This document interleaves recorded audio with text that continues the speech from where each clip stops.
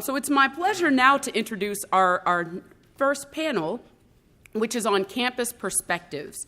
And what I'll do is introduce our moderator, our panelists, and then they will begin the rich discussion there. So first, I'd like to introduce our moderator, Khaula Murtadha, who is the Associate Vice Chancellor for Lifelong Learning at Indiana University, Purdue University, Indianapolis. Next, we have Jerne Cornish, who is the Associate Provost for Undergraduate Studies at Goucher College. We next have Les E. Wong, who is President at San Francisco State University. And finally, we have Stephen Volk, who is Professor of History Emeritus and Director of the Center for Teaching Innovation and Excellence at Oberlin College. Let's give them a warm welcome. Thank you.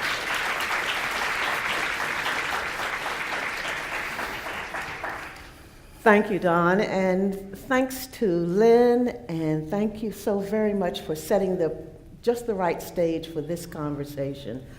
As we think about what we can do in terms of student activism and liberal education in turbulent times, there is much to think about. But before we get right into the discussion, why don't you say a little bit, Steve, say a little bit, Les, say a little bit, Jerne, about your campus locations. Say just a little bit about the context.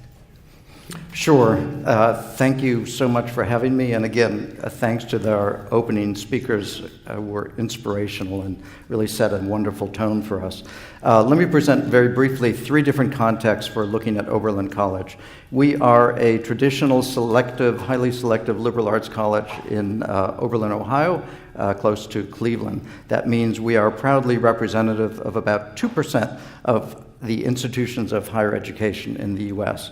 Founded in 1833, we were one of the first colleges to admit African Americans and women, and that presents the second context of talking about us. We are what our president of Oberlin College calls a high salience college.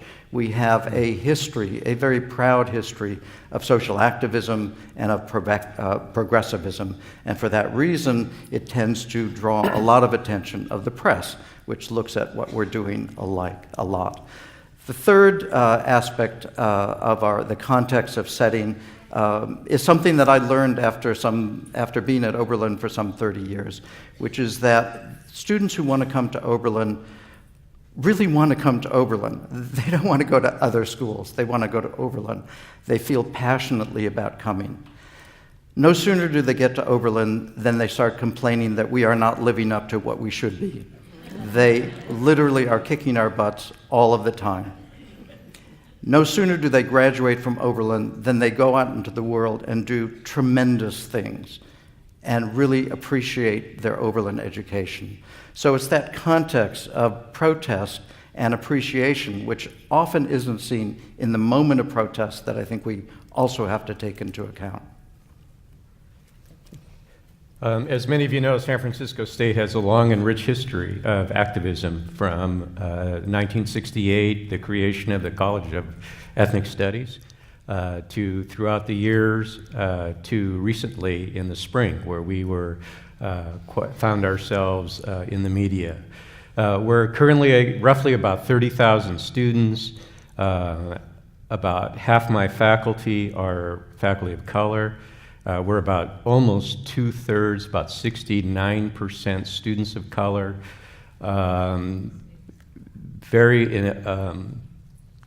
First gen, and we're a research-intensive school. San Diego State and San Francisco State are the 2 research-intensive campuses of the 23 campuses of the CSU. And coming back as the president of San Francisco State, if you ever think of life's irony, I was an 18-year-old protester on the campus of San Francisco State when ethnic studies was created, and now I have returned after being throughout the upper Midwest back to San Francisco State, participating and being the source of protests and activism at San Francisco State. So life and the spirits above have a way of evening out the score. But we're very proud of our students.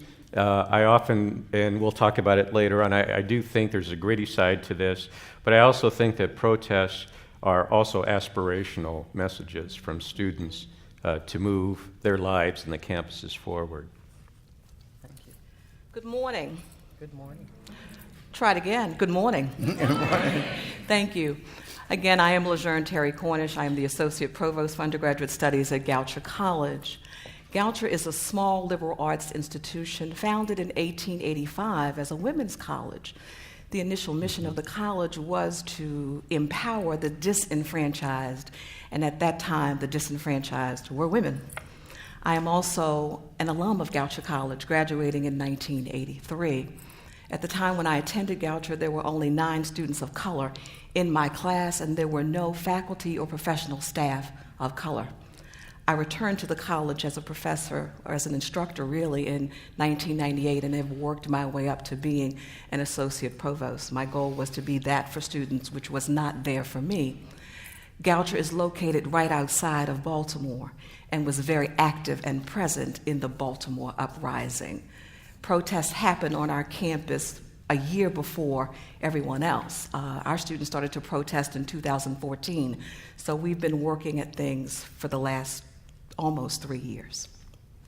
This is a wonderful idea of thinking about our context, because each of our contexts are so different. Our students across the country, however, are protesting, and they're protesting in many forms.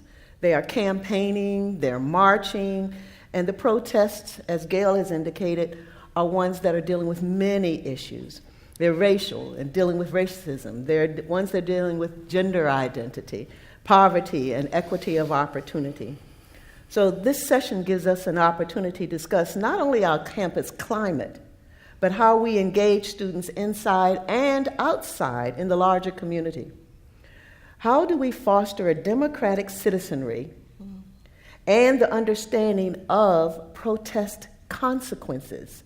Let's start off with you, Les. You've talked about some of the context and the issues that you're confronting right now. Many of you probably have heard the story. Last spring, we had both the hunger strikers. We also had an incident between 2 students that within an hour of the event had over 600,000 hits on social media. We also had the disturbance of the mayor of Jerusalem on campus by Palestinian and other students, Jewish students included, who were protesting his presence on our campus.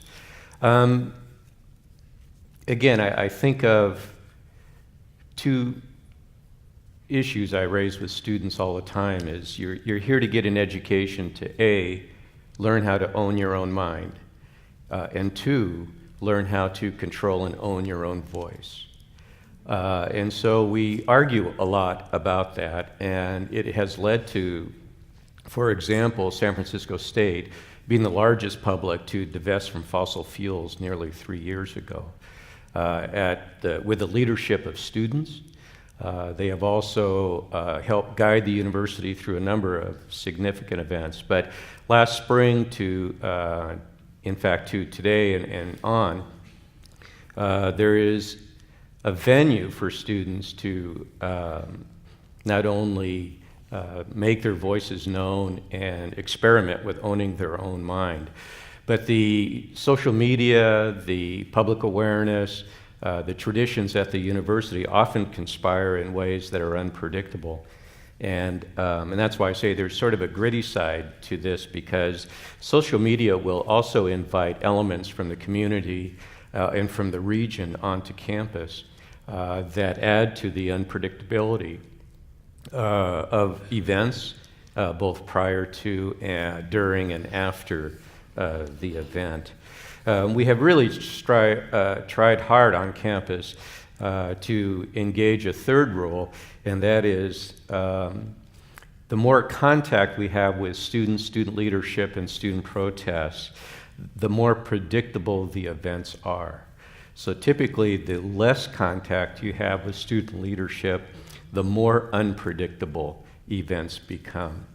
And so we've started what I call a campus awareness team of mid-managers on campus. They meet weekly. They go through rumors. They go through messages. They prepare for meetings. They ask themselves who's coming, who's not, are the police involved, should they be, etc. I also started what I call my group of 45, and they're also mid-level and just below vice presidents. And we get together to talk about medium and long-range issues around challenges to the campus, solutions, etc. And they both groups, the campus awareness team and the group of 45, feed into the cabinet that surrounds me. And so we really do try to extend our reach. We try to, in fact, students are a little suspicious because we try to meet with them prior to their demonstrations and help them, right? And they're most suspicious of that. And I guess if I was 18 again, I would probably be suspicious of that Let's put a pin in that one, because you started off with saying grittiness. Grittiness in protest and activism isn't new. This has been we've had a long history of protest and activism, and it's been engaged through higher ed long time. You said that, Steve. But there's some through lines we need to think about. And the grittiness, and what else might we see as through lines historically in student activism and protest? Steve, take it from there, would you please? Sure, thank you. There are well, let me just begin by saying that I would be tremendously upset if there weren't protest. There is much to protest. If students simply went through the process, accepted what is out there, got their degrees and went on, I wouldn't think I was doing my job. And I'm speaking both as a member of that years of protest and as a faculty member.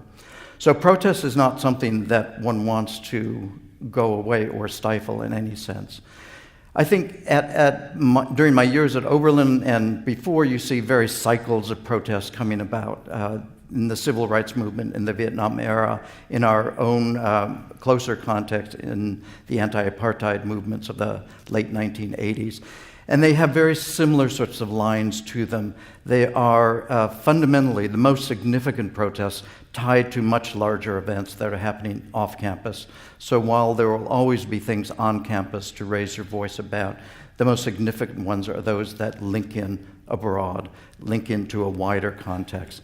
And those continue. The second aspect is that protests will be aspirational, as you say, will point out the things that need changing, even though they may not have any idea about how to change them, which can make it very frustrating in a certain sense, but they are there. The third thing is that the demands of protests, or the point of protests, in one sense, is to put administrators in a corner, to put them in a space where they don't want to be, often because they can't address the issues that are being raised because they are much broader than the campus itself. And in that sense, I see many through lines to the present day of student protests, which on the campus of Oberlin in particular began in 2012, 2013, and has continued on. And that line in particular has to do with ties into the Black Lives Matter movement, ties into issues of racial justice, ties into issues of various inequalities that are expressed in society. I will point out a couple issues where I think there are differences that make understanding and coping with protests harder. On the one sense, the protest movements of today tend to use a language of interiority or psychologization, so that they cultivate the cultivation of sympathy over the creation of social justice. And the language itself can be difficult to cope with. And that's why you tend to get these sort of snowflake ideas, because that language will often be expressed in that fashion. The second thing is, as we've pointed out many times already this morning, the impact of social media and the internet, which makes everything appear closer, which inserts students into constant cycles of violence that are happening all over the world, and which makes proportionality very difficult because small issues, as we know at my own campus, suddenly get exploded. They're picked up by the national press, and what would normally be a letter to the editor in the student newspaper all of a sudden is printed in the New York Times, and you get issues. The third thing I would refer to is the transfer from the internet of a call-out culture into face-to-face interactions within classrooms and on campuses in general, where there's often an intention to shame as opposed to educate. And that becomes something that I think faculty and students in particular have to deal with. The fourth thing, I only have 5, the fourth thing is responsibility for change. Often students demand change, but not to participate in the process that will bring change about, and that poses certain challenges for us to think about. And the fifth is sometimes we will see the notion of the student as customer. I paid for this, therefore I should get what I want. The sort of ultimate neoliberalization of student as consumer sometimes comes back to hit us. And so those are issues that, as we are dealing with the most serious issues of racial justice, of inequalities in society, that we have to take into account as we work with students to advance the causes of protest, really. Shaming rather than social justice. Sympathy rather than the kinds of things that really can push the agenda for change. The idea that the student is customer. What's the role of faculty in this then? If we've got these issues that are confronting us, and we're going to come back to this idea of talking more about social media because we're all, some of us right now are checking our phones. What must faculty be thinking about, and what are some of the things that faculty have to be anticipating, as you have done, Les? Jerne, you want to take that up? Faculty play a key role in that at Goucher, every protest has involved a faculty member as a helper, as an engager in some way. Typically, the Peace Studies Department is involved, the Women's Studies Department is involved, the History Department is involved, and the Political Science Department is involved. They have taught our students how to organize, how to think critically, how to research what they're protesting about, how to seek accuracy, but also how to be the change that they want to become. At Goucher in the past year, when I think about the word protest, I think object, disagree, dissent, challenge, complain, but then I also think assert, affirm, proclaim, contend, argue, and outcry. And at Goucher over the last several years, our students have participated in these various forms of protest, and our faculty have been partners with them, but also holding them accountable for the outcome of their protests as well. So our classrooms can be thought of as political environments where we could be helpful. Are there instances where it's not a helpful faculty? Let's be real. All the time, if you want to be real. I'm in total agreement with what you say. It's not necessarily what we get. And so there's no doubt that the idea of the faculty as helper certainly is present probably on most of our campuses. I would hope so in any case. But if the issue, if we're talking about institutional responses to student protests, then I would much rather talk about the role of the faculty in a very granular sense within the space that we occupy all the time, which is the classroom. And so looking at the classroom as a political space where students and faculty begin to practice democratic citizenship. As Dewey said, education is not practice for life, it is life. It's the same thing with democracy. So we have to look at the ways in which, what are the kinds of practices that are going on in our classroom? And let me just raise one issue within that, because I find it in my own faculty and I find it in other places as well. There will often be a great divide among faculty who are saying, I teach physics, I teach chemistry, I teach biology. These issues don't have any place in my classroom. If you teach constitutional law, that's terrific, and sociology and women's studies, etc. And my response to that is every classroom is political. And every classroom is political in the sense that it teaches us how to live, how to behave, how to inquire, in that sense. And in the second sense, because we as faculty have a responsibility to look at our students and ask who is here and who isn't here. Why are they here and why aren't they here? Can they hear the way I'm teaching, and am I listening to where they are coming from? That happens in calculus, and it happens in constitutional law. That doesn't mean that every faculty member should be teaching those issues, but those have to be present in our minds, and they have to create the space in which that kind of democratic citizenship and responsibility can be cultivated. Right. What I'm hearing you also say is that this notion of listening that Gail, our previous speaker, spoke of is so very important. And yet with social media, we aren't always listening. Frequently, we're projecting, we're putting things out there. If we think about social media and its deep influence on us, it has been said that social media is changing the way we even listen or have a public discourse. Les, how are you dealing with that as an administrator on your campus, since the public discourse is changing, and yet we're saying we're fostering a democratic environment, wanting citizens who are going to be engaged in this listening and critical conversations? I try to understand it from the perspective that the students that are at San Francisco State, many of the students in the Bay Area, are pretty wise, streetwise kids, young people. And even though the FBI statistics and the national statistics say crime is down, et cetera, what they don't talk about is that most students have a friend or a family member who has been touched by violence. And so while they might not be a participant in that violence, they're a first-level witness to it. And I think it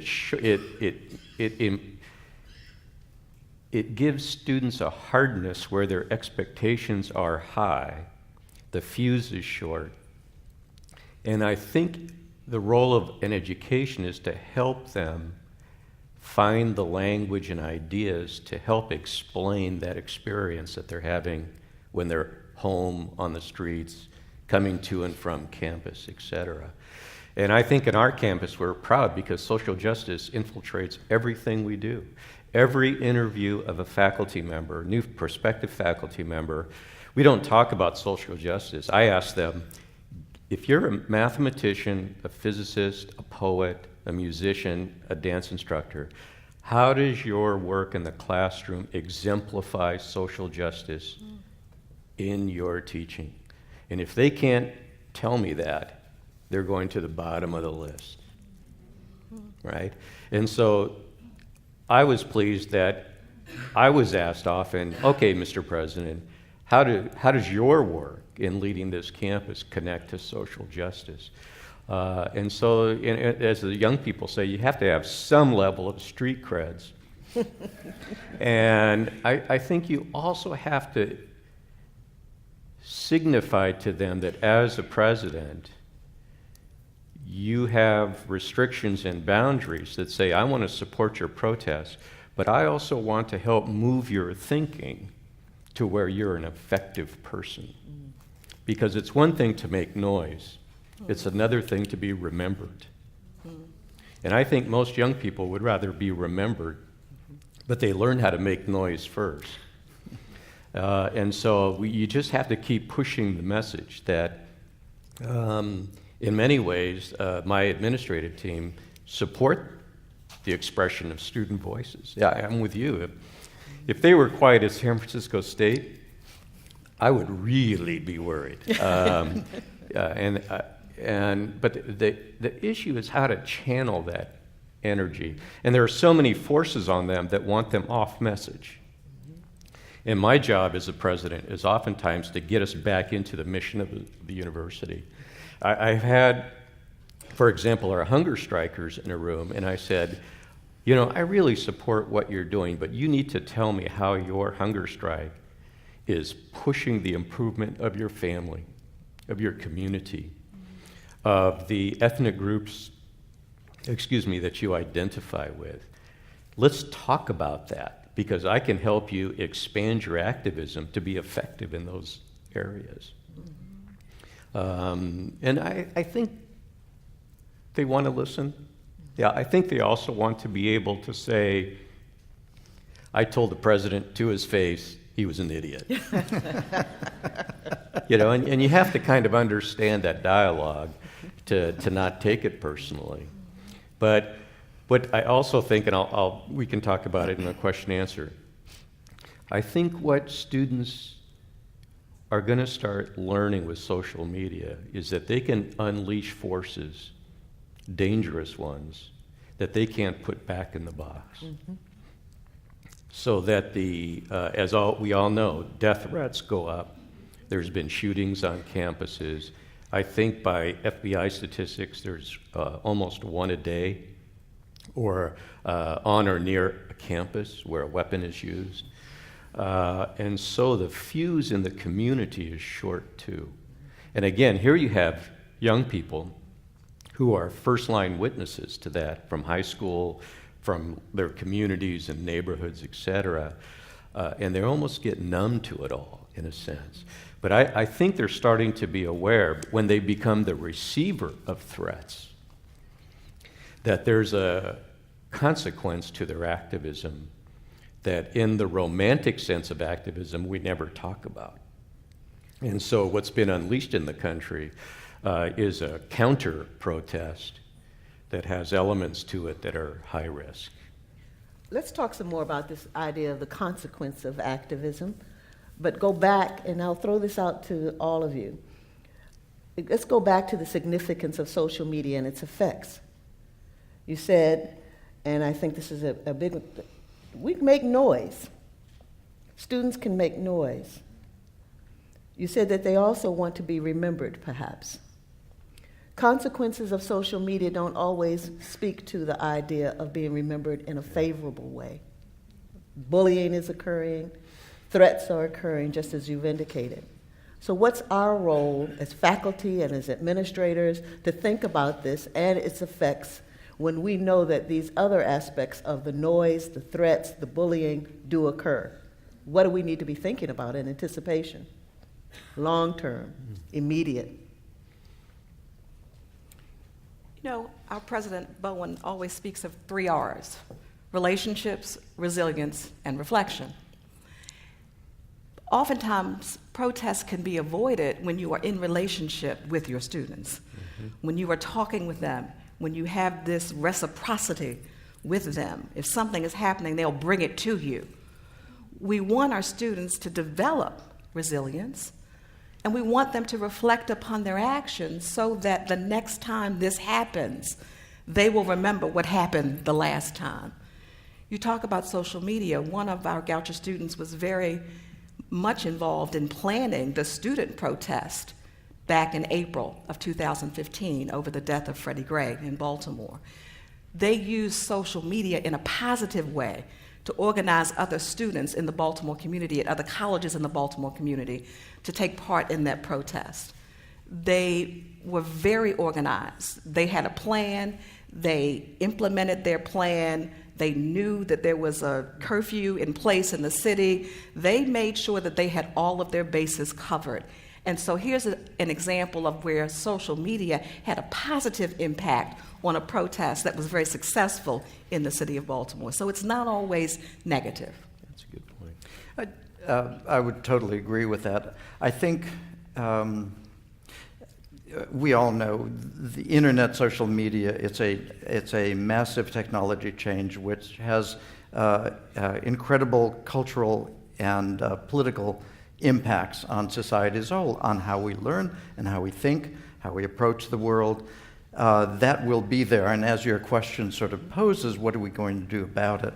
So I would just say a couple things. One, for faculty in particular, there's 2 issues that would come up in this regard.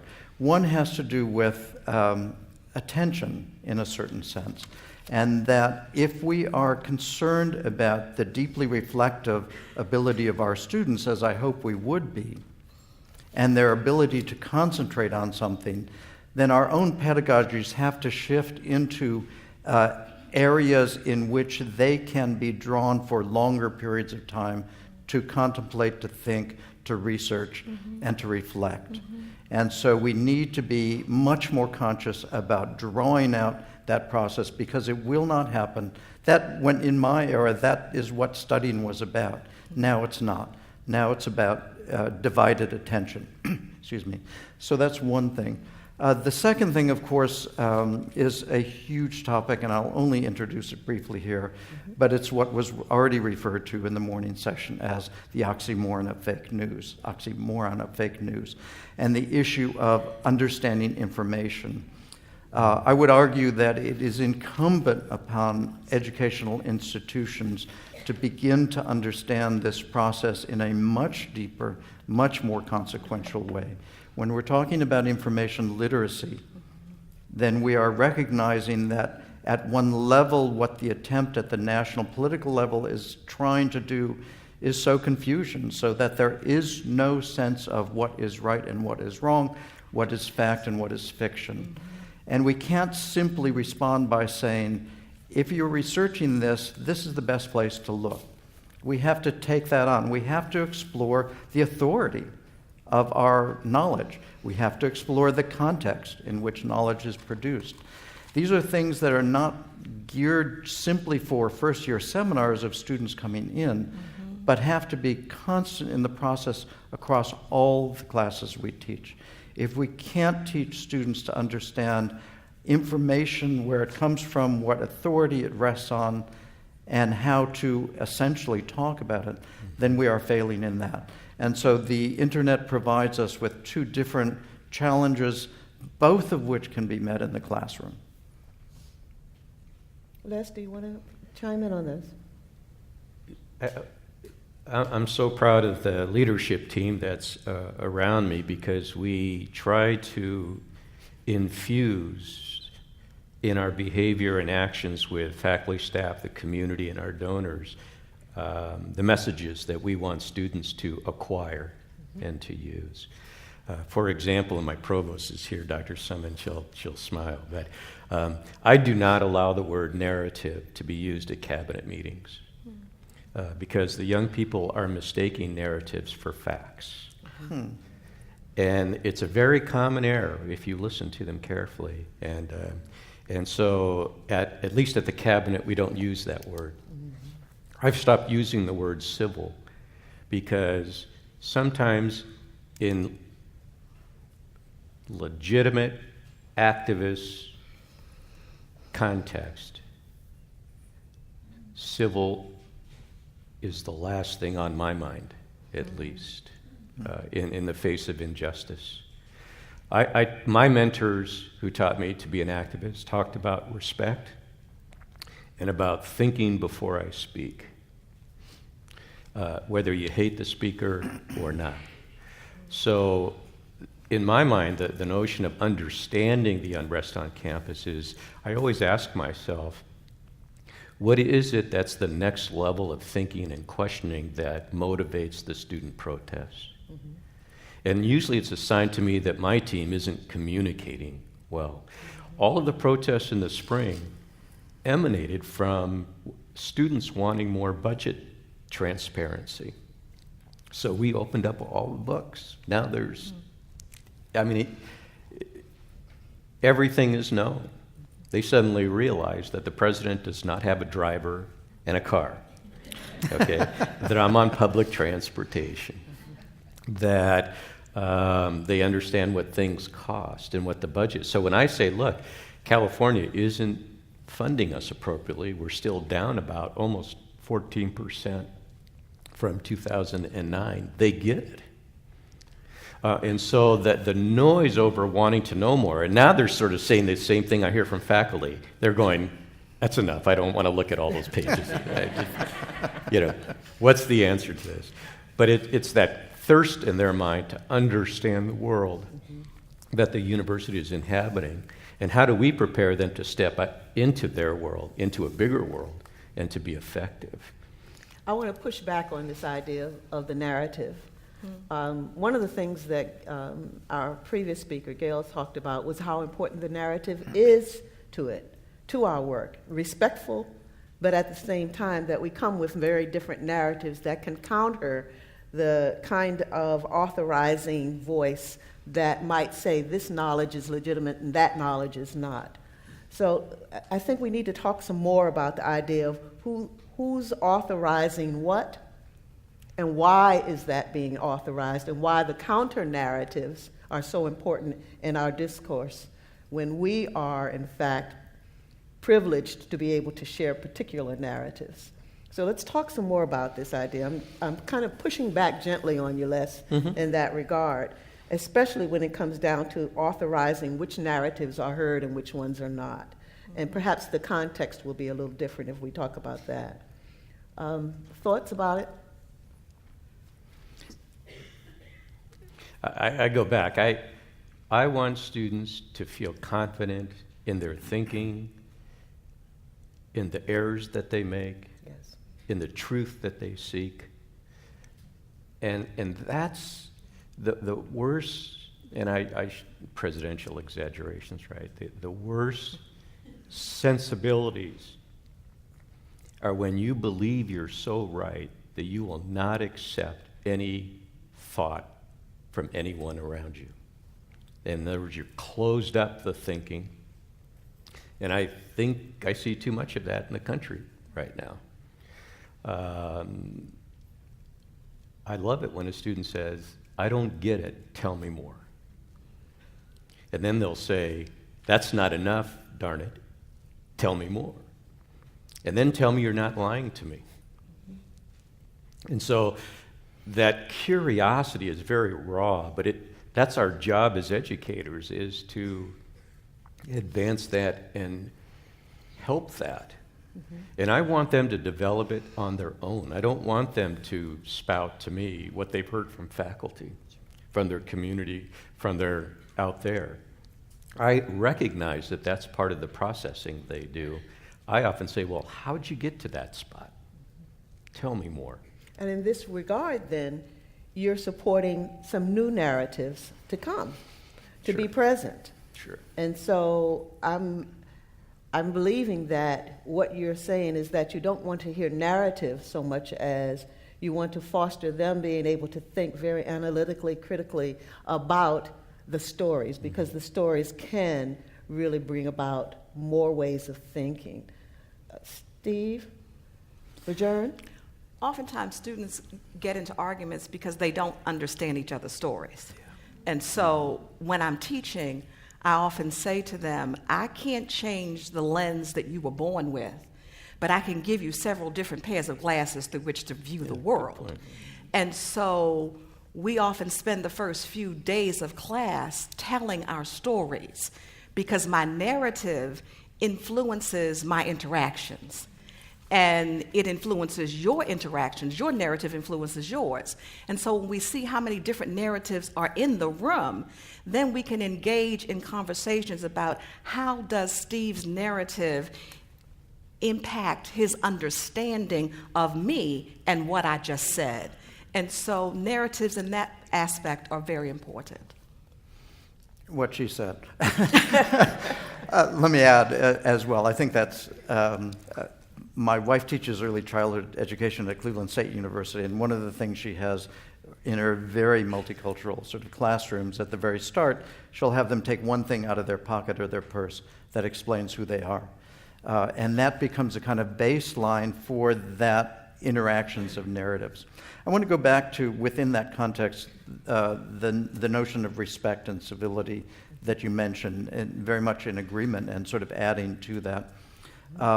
I think often students will have a very difficult relationship with the word respect because they think what you are asking is that they respect the ideas that are coming out. Yeah. Mm-hmm. And that's not the case at all. Mm-hmm. There's something that is special about our communities of higher education, and that is a respect for the process of inquiry that goes on within them.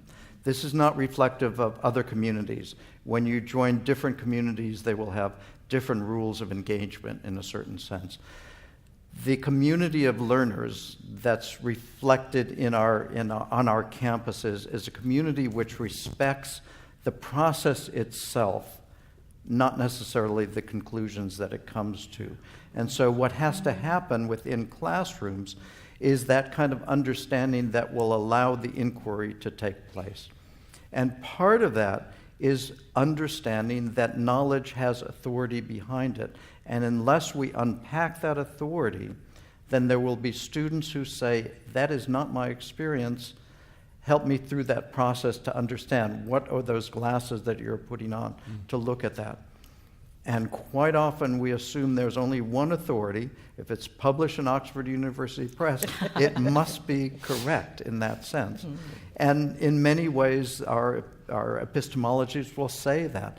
But that also discourages other voices, which is why I go back in the sense of saying, who is sitting in your class, which is another way of saying, who isn't sitting in your class, and why aren't they there?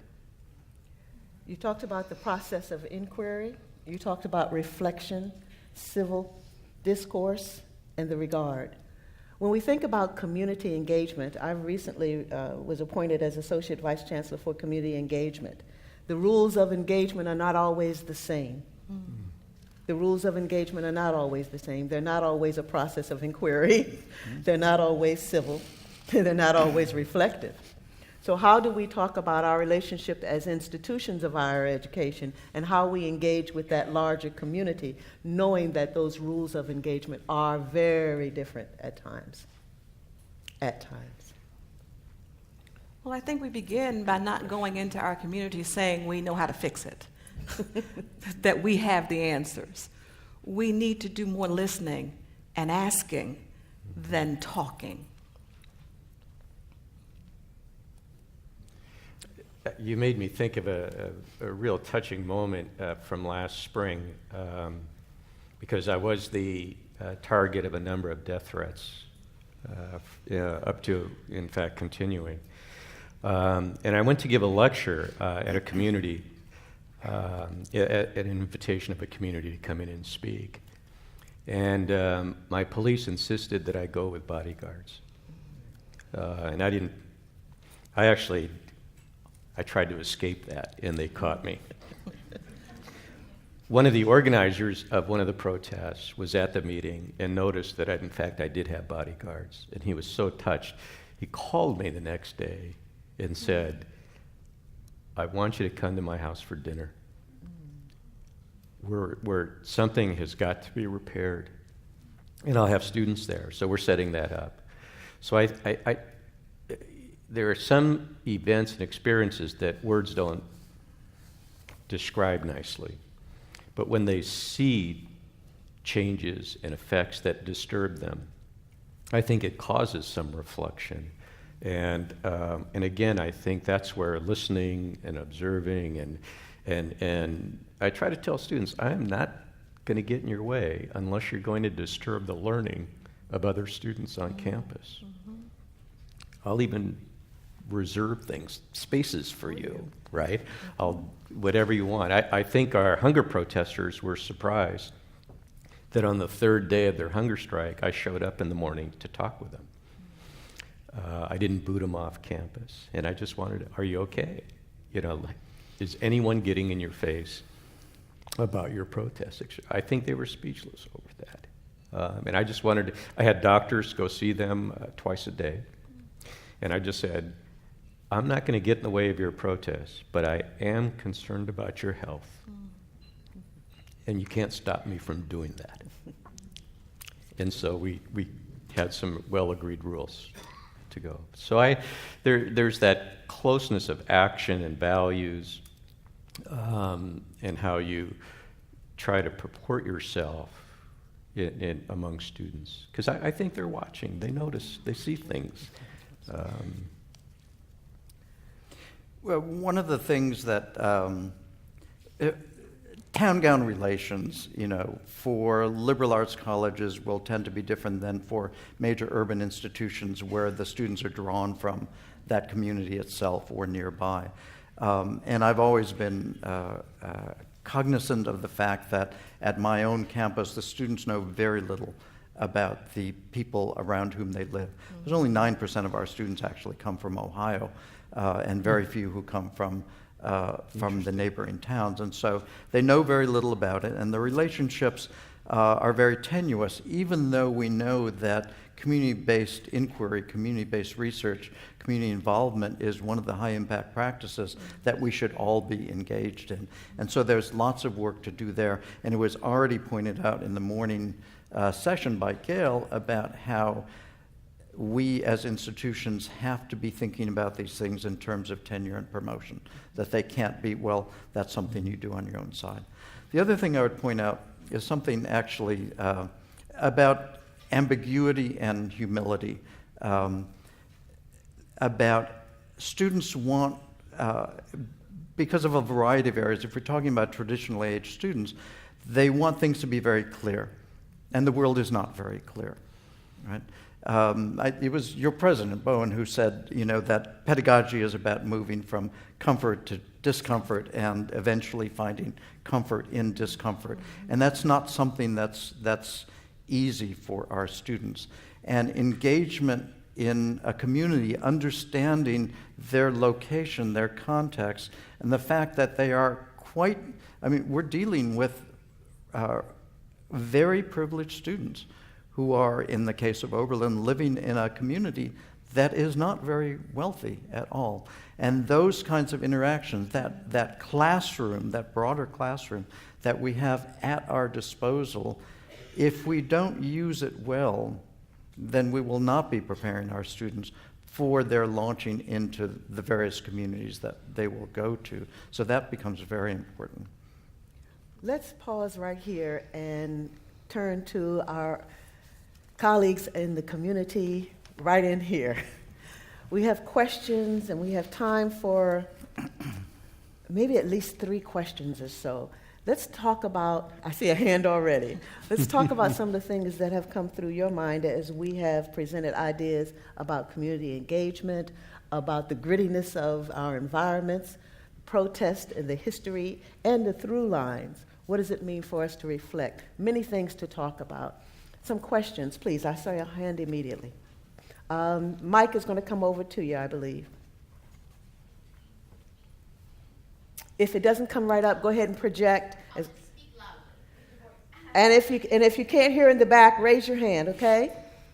Thank you very much for this very insightful presentation. I appreciate how open each of you were about your own struggles and attempts to lead on your campus around these issues. One of the things that's been on my mind quite a bit has been what kind of theoretical foundations. Thank you. One of the things that's been on my mind is what kind of theoretical foundations do our students need to be exposed to help them think about theories of social change? One of the criticisms of current models of protest and critique is that they're grounded in a theoretical model of identity politics that can't foster a movement. Another critique is that a sort of imaginary return to the ideals that animated, say, Dr. King is not possible in a much more secular kind of an environment. So I'm wondering where you're seeing that on campus. What is being taught? What are students looking to? What are your faculty looking to as theoretical models to motivate a model for how we protest effectively? Theoretical foundations. Theoretical foundations. Let's take it up. I'm going to say that identity politics are ruling the day at Goucher right now and preventing people from hearing one another. And so you raise a great question, and it's one that I will take back to my colleagues, because our students are living in identity politics, and you're either for me or you're not. And if you're not, I cannot hear you. The election, we had an election night party, and we had students in our library until 1:30 in the morning, and we were all shocked by the result of the election. And a week later, we had a conversation about how we were feeling after the election. And so students gathered in the library again, along with faculty and staff, who expressed how they were feeling. And several of our students of color said that conversation was for white people's tears. And so I looked at them and I said, wow, where did that come from? And they said, Lejeune, this had nothing to do with us. It was about white people needing to cry and share their tears and their feelings. And so then I got a message from a colleague who happens to be conservative, and he said, Lejeune, you didn't set up a conversation for the conservative students. Where can they have a space? And I said, you're absolutely right. And so we organized a space for the conservative students and faculty to come together to reflect on how they were feeling after the election. During that space, students of color entered that room. They found out where it was. So students of color and transgender students entered that space. They stood around the room on the walls. They didn't say anything, but they stood there. I spoke with that group of students later, and I said, did you realize how your presence silenced the room and didn't give your peers a chance to say what they needed to say? Did you ever have that thought? And so our challenge right now is getting our students to understand that there are multiple points of view, but we need to be able to hear all of them and receive them. And right now, our greatest challenge is our students' inability to hear a different point of view. So you raise a really good question. So I thank you for the question. Yeah. If I could add 2 sentences. This country has romanticized, because of technology and IT, the notion of disruption. And the students, so used to that technology, have unwittingly adopted that disruption model. And the difference between their activism and mine is that I wasn't used to disruption. I was used to reconstructing and building upon towards new things.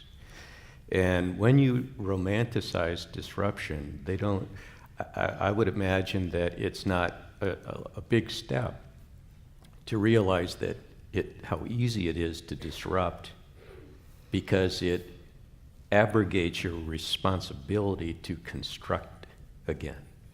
So what you get is a lot of disruption, and they don't know how to rebuild. Think of Iraq, think of Afghanistan, think of Vietnam. We know how to conduct war. We don't know how to conduct peace. And we're not very good at teaching the latter. I think that's, let me add a bit as well. I think your question highlights the fact that we don't have a theory. In fact, we have been without a consolidated theory to look about this. I think there's a few ways to approach it, and I think Les just pointed as to one of them.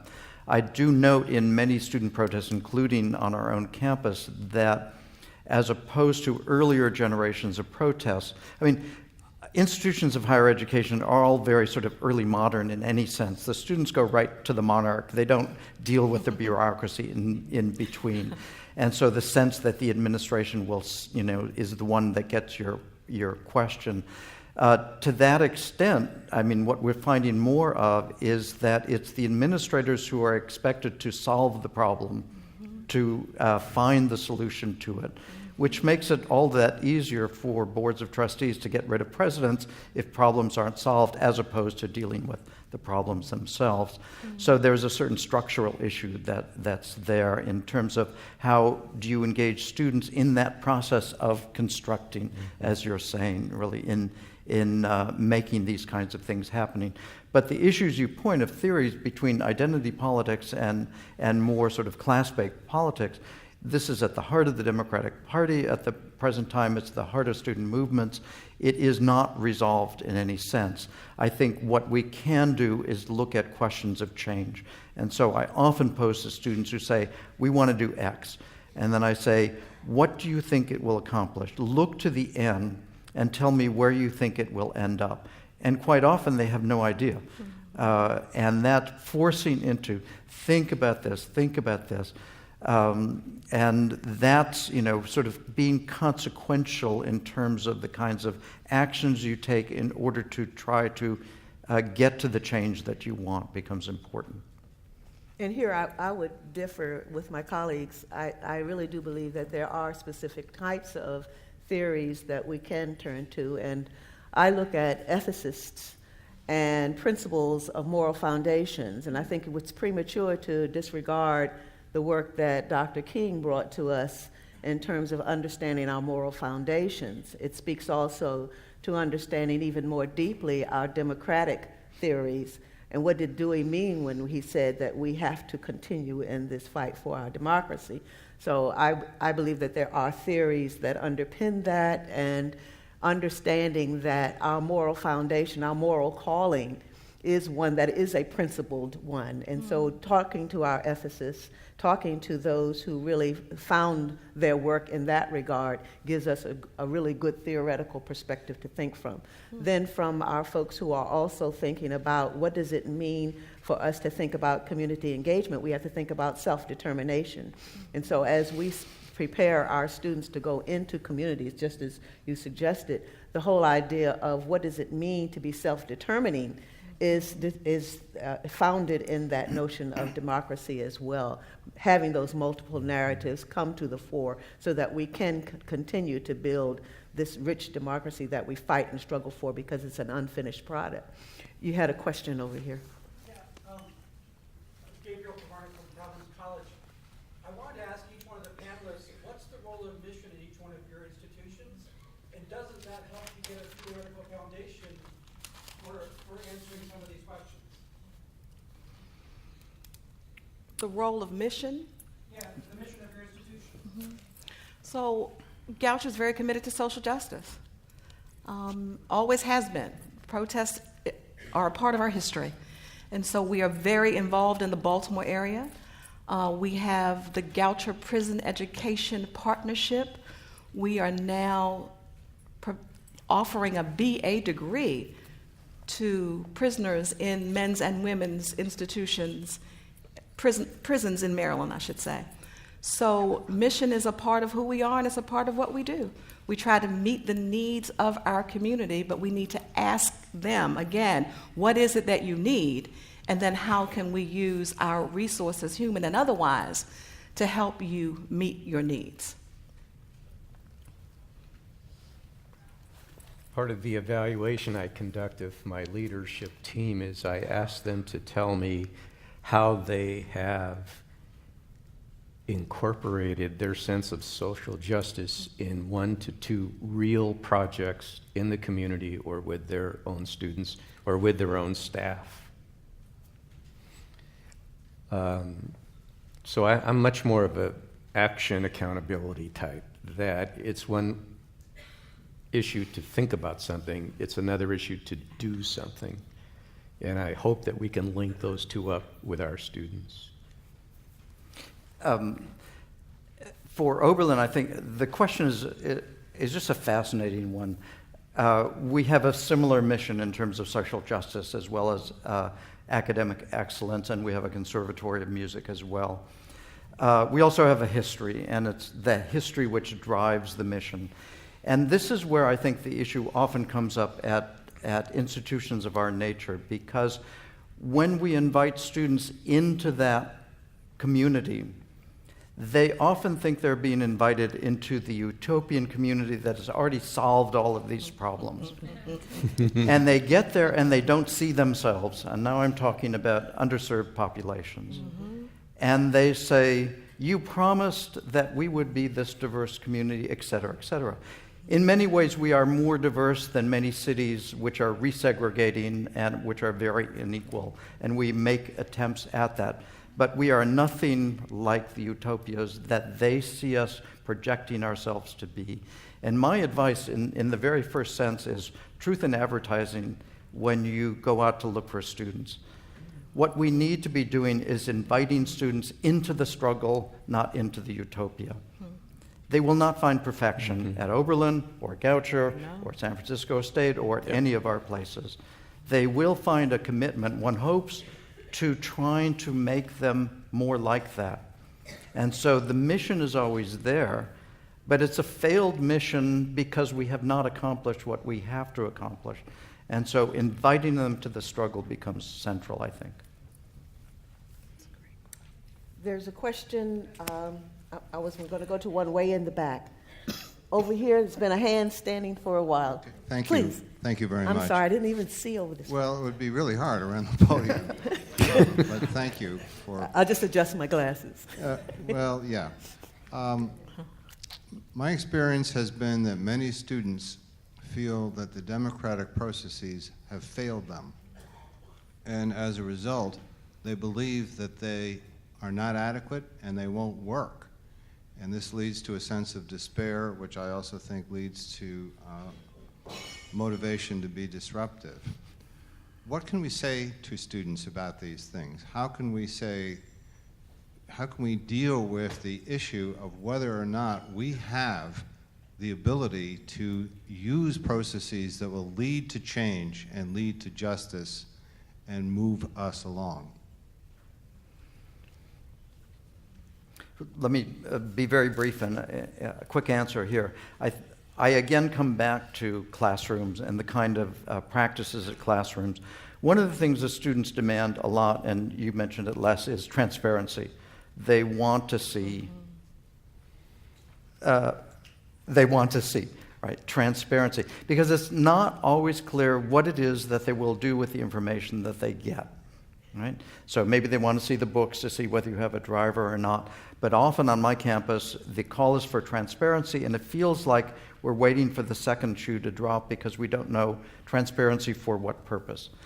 I would argue that the center of a democratic classroom, where they're beginning to learn what a real democratic citizenship and participation is about, which is different than a voting process which can be gerrymandered and voting regulations, things of that nature, is transparency about what this process is about.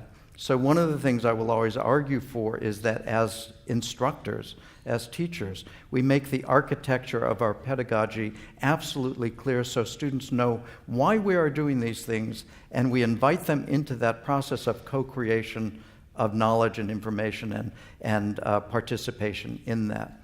So my short answer to what you're saying is that only by practicing democracy in a very concrete way, which means having information, participation, and voice in a context of a classroom, can you really begin to appreciate the power that democracy can hold. Well said.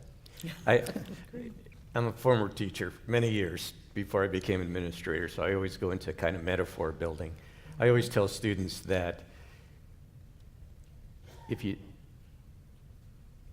easy to take a car and drive off the road around obstacles, and it's much more challenging to drive at 100 miles an hour on the road. And your recklessness when you get off the road slows progress. How smart and creative can you be to stay on the road and within processes and be creative and constructive as you can be? Everything in our founding documents, in order to form a more perfect union, the arc of justice, talks about contributing to process, contributing to the dream. And I think we need to remind people that that's our work. That an education is to contribute to that arc of justice. But also to point out to students when they have information, when they participate and their voice is heard, when it works, to point out to them, this is how come you were successful. Yeah. In the beginning of our school year, we decided that we were going to limit the number of hours that student workers could work on campus, limit the amount of money they could make, and the students went up in arms about this. And we made a decision without talking to them. And so we had several meetings, we included them in the conversation, they participated, they had voice, and by the 4th or 5th week into the semester, we changed our minds and eliminated the policy that we were just about to implement because we were wrong. And so the students saw that when they came to the table with us, and talked with us and participated in the process, the change they wanted happened. We're going to have to wrap this session up. I think we have one more question. We have time for one more question. Yes, right in the middle. Go ahead, please. I'm Leonard Chang from Hong Kong. Colleges and universities are an important institution of the entire society, but only one of them. So I'm asking whether we're over-promising ourselves that students come and we help them to address all of the problems in society during their 4 years of study.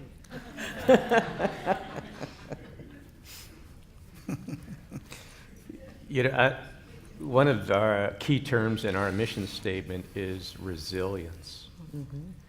And we remind students that part of your education is to develop the habits of the mind that help you develop that resilience, because their life isn't a 4-year deal. And so, and again, it's a way to get them to see the arc much more clear for themselves, right?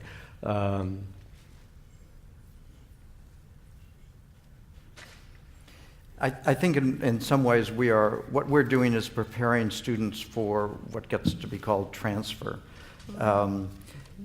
If we're only teaching students how to be good in school, then we're not teaching them anything. We are teaching them skills that they will use after, right? Sometimes we refer to it as lifelong learning, but it's really about not just your skills, the things that will help you within a world of employment, and not just the knowledge that you bring to the kind of world around you and your appreciation of that. But fundamentally, and I think research has shown this, what we can teach students and what we do teach students are dispositions. Resilience is a fundamental one of those. Empathy, a desire for a moral and ethical grounding. These are the kinds of things that they will carry with them to the world, right? Out to the world. Do we do the best job of that? No. In no sense do we do that. But it becomes more essential for us to think about what kinds of dispositions we want our democratic citizens to have as they move out than ever before. With those responses, I think we ought to thank our panel for the presentation. Thank you. Thank you. Thank you. That was terrific.